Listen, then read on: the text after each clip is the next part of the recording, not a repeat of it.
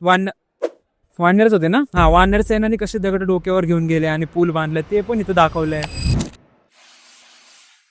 आता आम्ही अशा मंदिरापाशी जे वरतून खाली एका दगडात कार्व करत बांधलंय म्हणजे बनवलंय. आणि विश्वास बसत नाहीये तरी मानून घेतलंय की हे कोरीव काम हाडामासाच्या माणसाने 6th सेंचुरी मध्ये कुठलाही फॅन्सी हत्यार न वापरता केलं आहे. अटेन्शन टू डिटेल हे वाक्य डोक्यात ठेवून आम्ही इथे फिरत असताना हे रामायणच्या वेळेसचं कार्विंग्स आहे असं आम्ही डिपिक्ट केलंय आणि आम्हाला खूप भारी सापडले त्यामध्ये. हा, वानर सेनाने कसे दगड डोक्यावर घेऊन गेले आणि पूल बांधले ते पण इथं दाखवलंय. परत सीतेला कसं हरण करून घेऊन गेले ते पण इथं दाखवलंय. खूप डिटेलिंग मध्ये इंटरेस्टिंग आहे पाहण्यासाठी.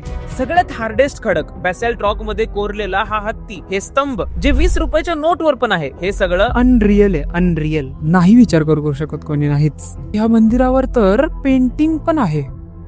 ही दुनिया वाटते वेगळी. दिस इज सम डिफरंट वर्ल्ड. म्हणूनच या मिस्टिरियस जगाला युनेस्को वर्ल्ड हेरिटेज साइट मध्ये समाविष्ट केलंय. आणि हे मंदिर 16वी केव्ह आहे त्या 34 एलोरा केव्ह्स पैकी. आणि हे एलोरा केव्ह्स एकदा तरी डोळ्यांनी प्रत्यक्ष पहावे.